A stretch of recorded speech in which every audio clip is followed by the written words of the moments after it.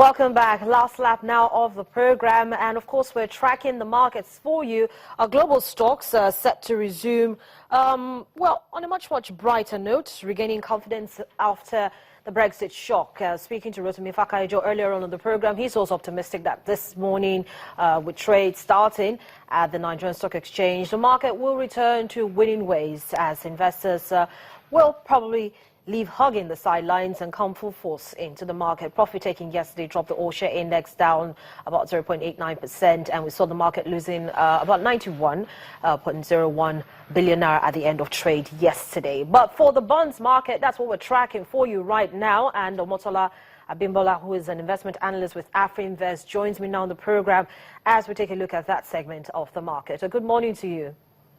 Good morning, Harris. It's great to have you on the show. So let's start from the Treasury bills market. Yesterday, we saw sentiments still remaining upbeat, and there was an average. We saw the average rate actually expanding. Talk to us about what actually drove sentiments in that segment of the market.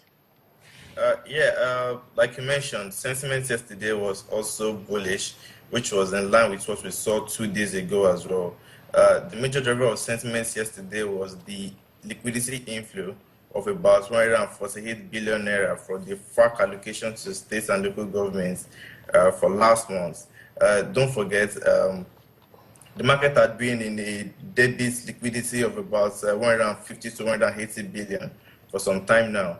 But when the FARC inflow came in, debits of liquidity for banks, which is hold to the CBN via the standing lending facility window, reduced to about 50 billion naira. So that's in a way spurred the buying interest we saw in the T-bills markets yesterday.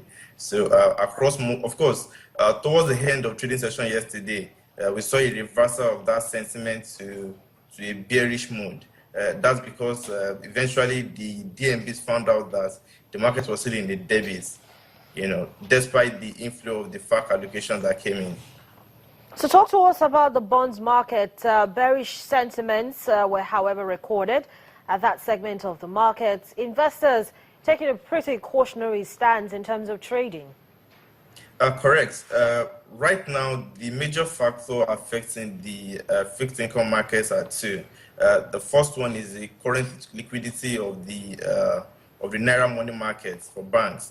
Don't forget, last week when the CBN intervened in the sports and forwards markets for FX, they mopped up over 1 trillion naira of liquidity, and that has been affecting both banks' liquidity as well as fixed income trading sentiment. So yesterday, it was still against that backdrop that we saw the sell-offs in the bond market.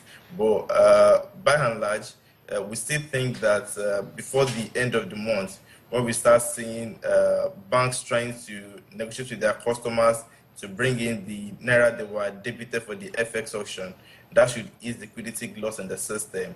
But then there's still an overhanging expectation in the market that the CBN might likely want to tighten monetary policy further in the medium term. So that is also a sentiment that is driving the market. But then yesterday was a sell-off, but today we still think that the market will probably pad those losses because tomorrow we are facing an OMO inflow to the market. So that should also sort of reduce the liquidity shortage you are seeing in the system and spur more buying sentiments in the markets. What do you expect that ahead of the Treasury bills auction by the Central Bank of Nigeria next week, on July 6th, that this OMO inflows that is also expected might kind of taper off and hedge investors' sentiments so that the bearish or the bullish expectations for the market might turn bearish? Yeah, it's a strong possibility.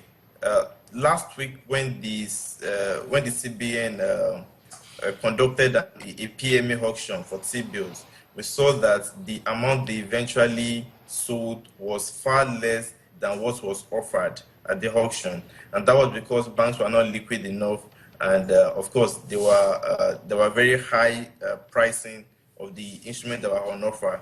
So they took a preemptive approach by trying to reduce the amount that would be eventually allotted to those that subscribe.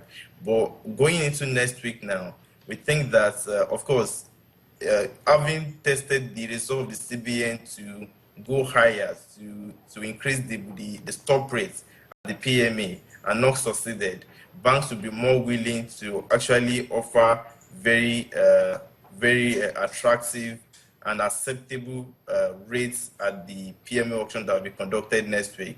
So then we expect that the subscription rate will be very much higher, and the amounts that will be allotted will be a lot higher than what we saw last week.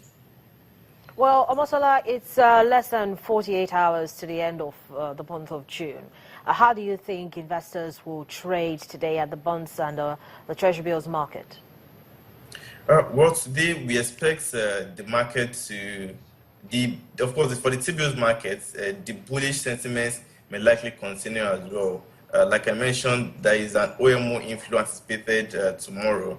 And if you had the inflow we saw from FARC yesterday, day by day, the liquidity shortage we are seeing in the system is being reduced. So that may likely ensure that the market continues to trade bullish. For the bonds market as well, investors may likely take a breather because if you look at the yield curve now, there is a slight inversion from the mid tenor of the sovereign yield curve.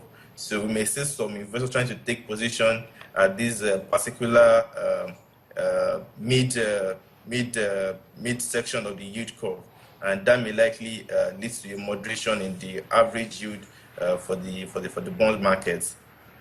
Well, thank you so much, Omotola, for joining me on the program, of course, and sharing your perspectives with us. My pleasure, Harriet.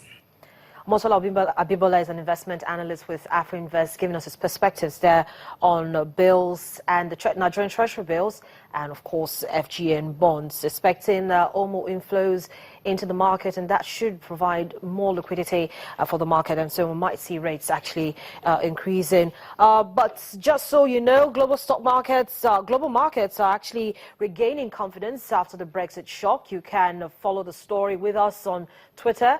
I am at CTV Harriet, at Bibosin, at Biz Morning, and at Channels Television. You can also join us much later, 1:30 p.m. on Business Incorporated, as we track this particular development for you. Now, the first Naira-settled OTC FX futures trades has been executed between the Central Bank of Nigeria and Citibank Nigeria Limited on the FMDQ OTC Securities Exchange. The trades were executed on behalf of foreign portfolio investors. Now, of course, this comes with the launch of the Naira-settled OTC FX futures market, which has been greeted with a lot of optimism in the industry. So a lot of stories are going to be coming out. We're watching this particular story for you, which is a developing story. So keep track of it with us on all our social media handles. I'm Harriet Agbenyi. Have a profitable day.